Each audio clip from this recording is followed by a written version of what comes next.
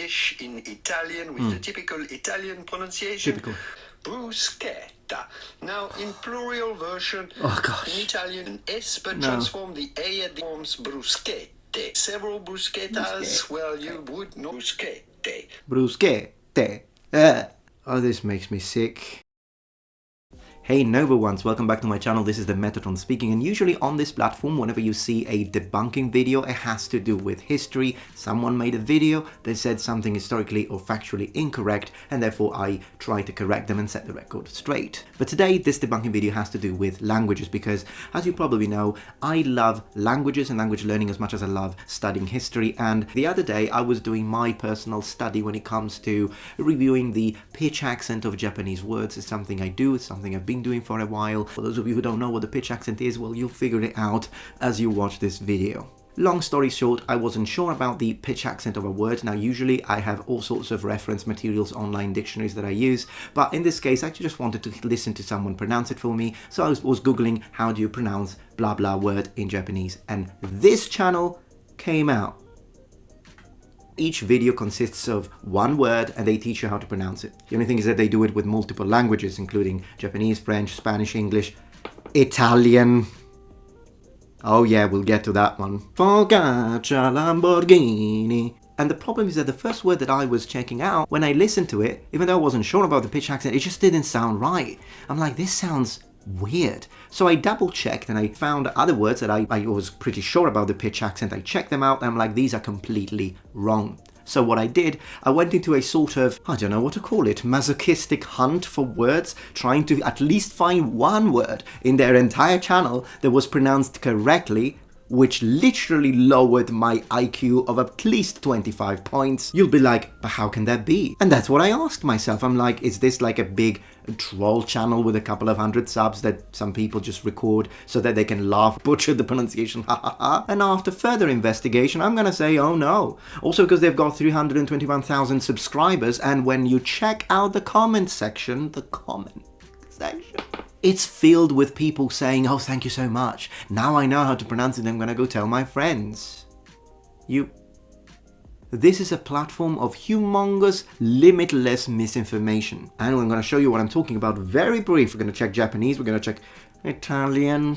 But the first thing I asked myself is, why are they doing this? If it's not a joke, and it isn't, after having watched so many of those videos, I think that they think they know, but they don't. The Donner-Kruger effect happens when you learn a little bit of any skill, and then you tend to overestimate yourself. So usually when you know a lot, you underestimate yourself, and when you don't know much, you overestimate yourself. So you kind of know more than people who know zero, and you think you're really good. But your skill is not high enough to be able to assess yourself and your level properly, and so you think you're better than you are. Their level of Japanese is literally the 10 minutes in the language sort of level. And they think that that makes them an authority on how to pronounce Japanese. They think, oh, Japanese is easy, I know how to pronounce it. They don't even know that the pitch accent exists in Japanese. Now, before hopping into Japanese, you've got to listen to his Chinese. Just 2 words, we don't need more than that.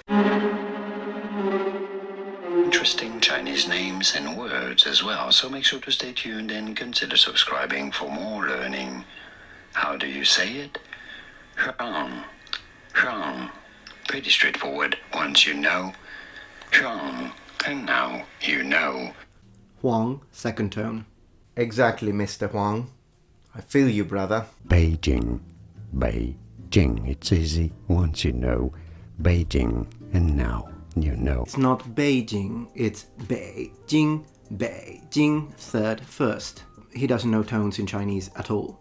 I'm starting with Japanese because I don't know if I can keep my cool with Italian.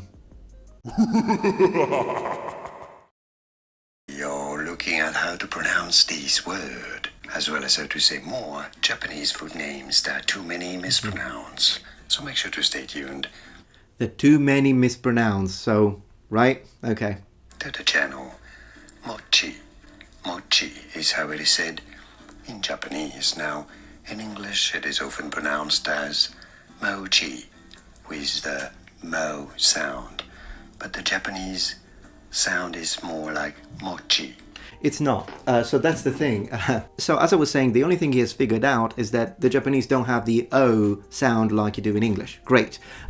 That takes like 5 minutes into the language. But then he says that the Japanese say mochi, so mochi. But it's the opposite, at least in standard Japanese, it's pronounced mochi, mochi ga. It's a heiban pattern, so one of those low to high pitches in Japanese, but he doesn't know that. He is pronouncing it in the atamadaka pattern that goes from high to low, which is actually how most non-native Japanese will pronounce it. It's a common mispronunciation. He just said at the beginning of the video, oh, this is a word that most people mispronounce, and then he mispronounced it in the way most people mispronounce it. And listen to it again, he actually put a little tsu as well. He says mochi. Mochi.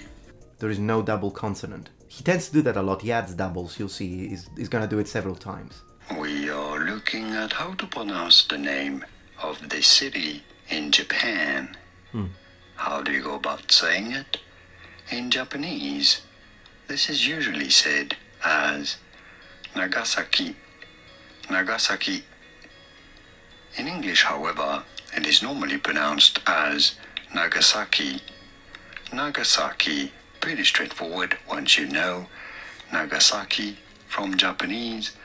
Nagasaki. Again, mispronounced. In fact, I think the one that he said was wrong because he said that that was with an English accent is, funny enough, closer to how the Japanese actually pronounce it.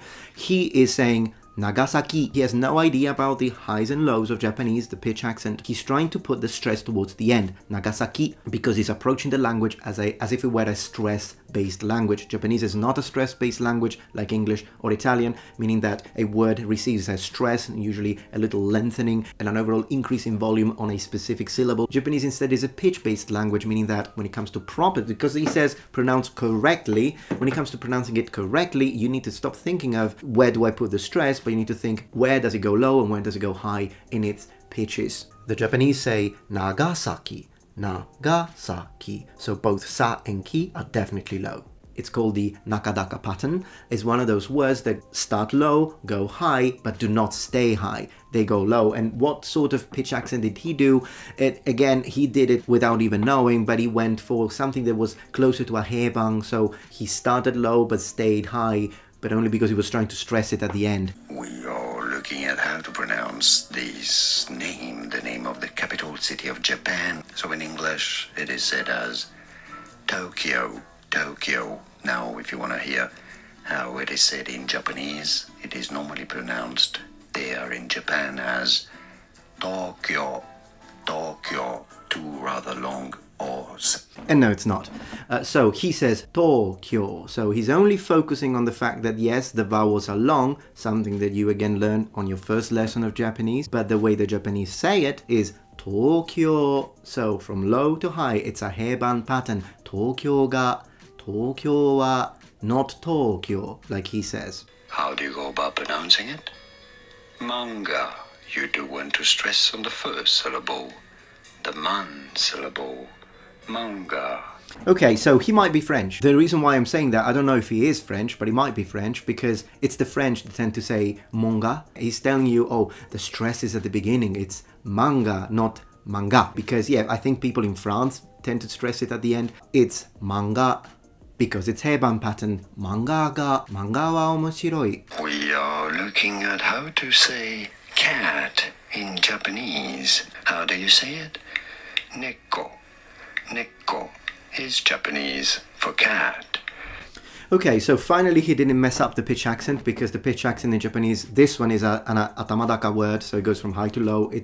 However, it's neko, not neko. Like he puts a little tsu, like a doubling of the K. That's incorrect. It's neko. We are looking at how to pronounce the Japanese word for fox. Kitsune. Kitsune. Kitsune. Kitsune, Japanese for fox. Probably this is the worst so far. Not only got the pitch accent wrong, but he also put a stress that is not there and made the vowel longer. So double mistake. He says kitsune. So he made it into a high to low pitch and he stressed the u. The Japanese, they don't stress any syllable and it's a heiban word. So it goes kitsune, kitsune, kitsune ga. Arigatou gozaimashita. So he says, arigato. So he stays high until ga and then goes down in to. But people in Japan, in Tokyo, should I say, they say arigato, arigato, arigato. So ga is already low. And as I listened to it again, he actually put aspiration. He added ha. He says harigato. There is no ha. It's arigato. Cherry blossoms. And it's also a name. How do you say it? Sakura. Sakura. Pretty straightforward once you know. Sakura. And now you know. But it actually depends, because the pitch accent will differ whether you're using the word to mean cherry blossom or name of a child. If it's a name of a child, it's sakura, so high to low. But if it's the cherry blossoms, is sakura, the opposite, sakura. He seems to pronounce it like the child's name. Sakura. Yeah, sakura. So sakura is the child's name. It's not cherry blossom. Cherry blossom is sakura. Oh my gosh, all those poor students. A Japanese aircraft loaded with explosives and making a deliberate suicidal crash on an enemy target.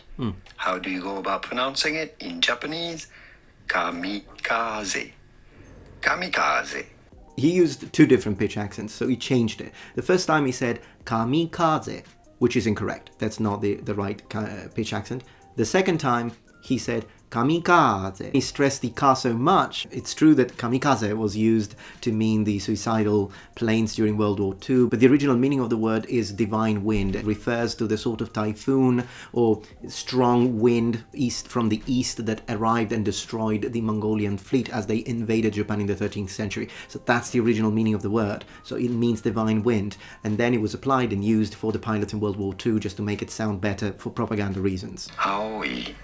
Aoi. Aoi. He also has a problem called, in linguistics, overcompensation. He is placing aspiration. He says ha, it's a, not ha. And as a language teacher, in my experience, overcompensation is a problem that you have with beginners. Buongiorno, bonjour, this is Julian, the guy who makes pronunciation videos here on YouTube, and Okay, so he was French, I was right. we are looking at how to pronounce the name of this classic recipe of spaghetti from Bologna in Italy, the city of Bologna in Italy. I know in English or American you actually normally say something that looks more ironically like the French way of saying it, which is spaghetti bolognese. In French we would say spaghetti bolognese, and in English it's normally say spaghetti bolognese or something like that. But the typical Italian pronunciation would normally be spaghetti bolognese. Spaghetti bolognese. Spaghetti. Oh my gosh, I knew it, I just knew it. What this guy is doing, he thinks that in order to teach Italian pronunciation, all you need to do is to put on the famous, overly done, completely wrong, fake Italian accent, speaking like this. And then you can teach Italian pronunciation. Like even the title, Italian words you have been getting wrong. Spaghetti bolognese. The S, you can say bolognese, you can say bolognese, they're both fine, it depends on which region you're from, but spaghetti bolognese, not spaghetti bolognese. Italian. How do Please. you go about pronouncing this? Italia. You do want to emphasize and accentuate the middle syllable, the ta syllable. Italia. No, no one says Italia, it's Italia, Italia. Yes, it's stressed, but that's too much. Like literally, no one speaks like that in Italy. Italia. Oh gosh, 10,000 views. Every single word we're gonna find, Lamborghini, pizza, focaccia, gnocchi, he's just gonna do gnocchi, Lamborghini. Let's see if I'm right. But how would you say it with the true Italian pronunciation? It would be Lamborghini. You do want to insist on the Ghini part. Lamborghini. Not Lamborghini. Oh, this makes me sick. Ricotta, Michelangelo, pizza, focaccia, Lamborghini. Oh, he has got 2 videos on how to pronounce bruschetta in Italian, so let's see, because he really must know this one. I mean, 2 videos. Dish in Italian with the typical Italian pronunciation. Typical. Bruschetta. Now, in plural version, Oh, gosh. in Italian, an S, but No. transform the A at the forms bruschette. Several bruschettas, well, you would know bruschette. Bruschette.